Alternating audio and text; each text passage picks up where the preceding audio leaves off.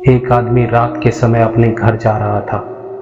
रास्ते में चलते चलते अचानक से आवाज आई, ठहरो। आवाज सुनकर वह रुक गया। उसने पलट कर देखा, मगर कोई उसे नजर नहीं आया। वह वापस फिर से चल दिया। आवाज दोबारा आई, कहाँ जा रहे हो, रुक जाओ। वो व्यक्ति इस बार रुक गया। वो जिस रास्ते पर जा रहा था उस रास्ते के एक तरफ दूर तक घने वृक्ष लगे थे। आवाज वहीं से कहीं से आ रही थी।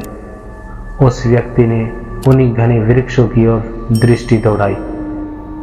तभी आवाज आई, घबराओ मत, तुम्हें कोई नुकसान पहुंचाने के लिए नहीं रोका गया है, बल्कि इसमें तुम्हारे फायदे की ही बात है।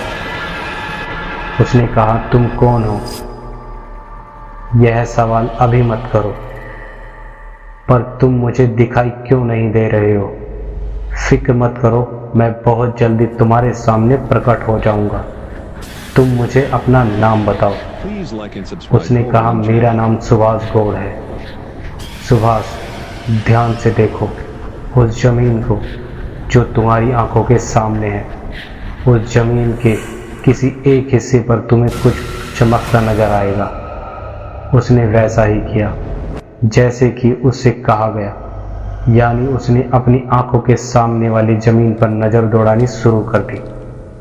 अचानक उसकी नजरें जमीन के एक ऐसे हिस्से पर पड़ी जहां कुछ चमक रहा था।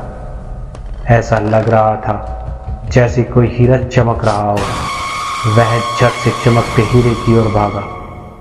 जब वह हीरे तक पहुंच गया तो उससे कहा गया, यह चमकती चीज हुई हीरा है, तुम उसे उठा लो। फिर उसके नीचे की जमीन की सारी मिट्टी खोद डालो। तुम्हें जमीन के नीचे बहुत सारे हीरे जवाहरात मिलेंगे। सच, सुभाष प्रसन्न हो गया। उसने चमक रहा हीरा उठाकर अपनी जेब में रख लिया। फिर जल्दी जल्दी वह वहां की जमीन से मिट्टी खोदने में जुट गया। लगभग 2 फीट गहरी मिट्टी खोदने के बाद वह बुरी तरह डर गया और चीख मारकर अपना स्थान छोड़कर भाग उठा, क्योंकि गड्ढे में बहुत डरावना चेहरा दफन था। शायद किसी ने गर्दन काटकर सर वहां दफन कर दिया था। गड्ढा खुद जाने के बाद वह कटा सर हवा में उड़ने लगा और उसने सुभाष से कहा, डरो मत, मैं तुम्हें कोई नुकसान नहीं पहुंचाऊंगा। मैं तुम्हें बहुत सारे हीरे जवाहरात भी दूंगा। इतना खजाना दूंगा तुम्हें कि तुम्हारी नस्लें दर नस्लें बैठ कर खाएंगी। उसकी बातों से सुभाष के मन का भय तो खत्म हो गया, मगर उसे घबराहट बराबर हो रही थी। अब तुम ध्यान से सुनो, मैं जिस तरह चलूं तुम उसी तरफ मेरे साथ चलो। ठीक है, सुभाष ने कहा, और फिर वो डरावना चेहरा पश्चिम दिशा में बढ़ने लगा। सुभाष उसके साथ साथ पश्चिम दिशा में चलता रहा। लगभग 1 किलोमीटर तक चलने के बाद कटा सर रुक गया। सुभाष भी रुक गया। उसने सुभाष से कहा, इस जगह की मिट्टी खोद लो, हीरे जवाहरात यहीं गड्ढे में दफन है। अच्छा, सुभाष खुशी से उछल कर बोला। फिर उसने जल्दी जल्दी वहां की मिट्टी खोदना शुरू कर दी। मिट्टी खोदते खोदते उसे वहां से हीरे जवाहरात तो नहीं मिले, मगर सर कटा धड़ अवश्य नजर आ गया, वो भी बहुत डरावना। उसे देखकर सुभाष चीखकर अपना स्थान छोड़कर वहां से दूर हो गया।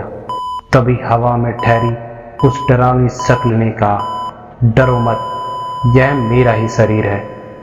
सुभाष सूखे पत्ते की तरह थर थर कांप रहा था। अब तुम्हें एक अंतिम कार्य करना है, इसके बाद तुम्हें माला माल कर दूंगा। अब एक प्याला कहीं से खून और लेकर आओ। 1 प्याला खून? वह भयभीत स्वर में बोला, मैं कहाँ से लाऊंगा? कहीं से भी, यह काम मेरे बस का नहीं है। उसने साफ इनकार कर दिया। यह तो तुम्हें हर कीमत पर करना ही होगा, वरना फिर तुम्हें हीरे जवाहरात नहीं मिलेंगे। सुभाष सोचने पर मजबूर हो गया। सोचो मत, काम को जल्दी करो। मगर 1 प्याला खून लाऊं कहाँ से? आओ मेरे साथ चलो। डरावना चेहरा सुभाष को लेकर वहां से आगे बढ़ गया। वो दोनों वहां से काफी दूर आ गए थे। वहां पर उन्होंने देखा कि रास्ते में एक व्यक्ति कहीं जा रहा है। उसी समय डरावनी शक्ल ने कहा, इस आदमी का खून ले लो। मगर कैसे? इसके शरीर का कोई भी अंग काट दो, लेकिन यह मुझे देख लेगा।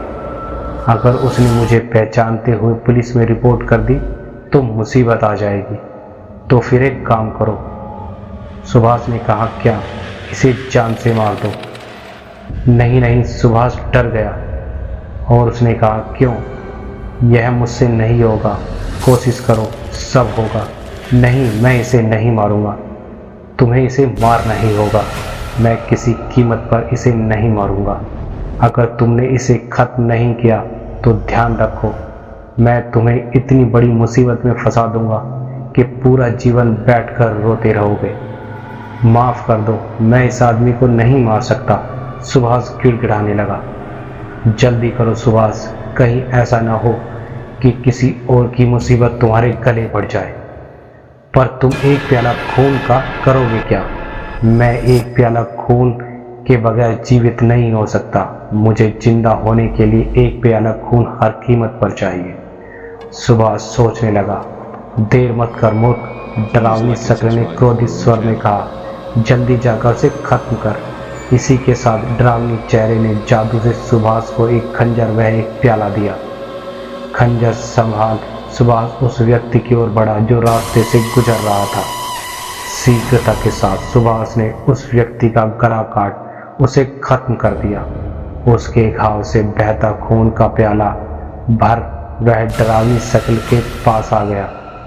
डरावनी चेहरे प्रसन्न होकर उसे अपने साथ वापस अपने शरीर के पास ले आया।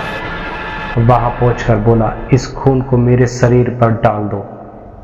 इसके कथनानुसार सुभाष ने खून उसके शरीर पर उड़ेल दिया। इसी के साथ शरीर उठकर खड़ा हुआ और तुरंत कटी गर्दन उस पर जुड़ गई। वह तो एक भूत तैयार हो गया था। अब सुभाष की हालत खराब होनी शुरू हो गई थी। उस भूत को देख वो बहुत घबराने लगा था। भूत ने उसका उपहास उड़ाना जैसे मजाक के अंदाज में उसकी तरफ देखा। साथ ही डरावनी ढंग में कहा, खून का एक प्याला मुझ पर उड़ेल कर तूने अपनी ही नहीं बल्कि पूरे शहर की मौत को दावत दे डाली है। इतना सुन सुभाष के शरीर में पसीना उगल दिया। वह तुरंत अपना स्थान छोड़कर वहां से भाग उठा। उसी समय उछलकर भूत ने उस पर झपटा मारा और उसे जमीन पर गिरा दिया। कहा, मुझे बहुत भूख लगी है, मैं तेरा मांस खाऊंगा। मुझे छोड़ दो, मुझे जाने दो, तुम मुझे नहीं मार सकते। भूत ने कहा, मार तो सकता हूँ तुझे, क्योंकि तूने ही तो मुझे एक प्याला खून दिया है। ना तू मुझे एक प्याला खून देता और ना मैं जिंदा होता। अब तो तुझे मारना ही होगा। इसी के साथ भूत ने अपने नकुले दांत उसके गले में घुसाकर उसे खत्म कर दिया और वहां बारी बारी इसी के साथ भूत ने अपने नकुले दांत उसके गले में घुसाकर उसे खत्म कर दिया। फिर वह बारी बारी उसके शरीर को जगह जगह से उधेड़कर खाने लगा। तो दोस्तों, आज की कहानी यहीं खत्म होती है। आशा करता हूँ कि आपको कहानी पसंद आई होगी।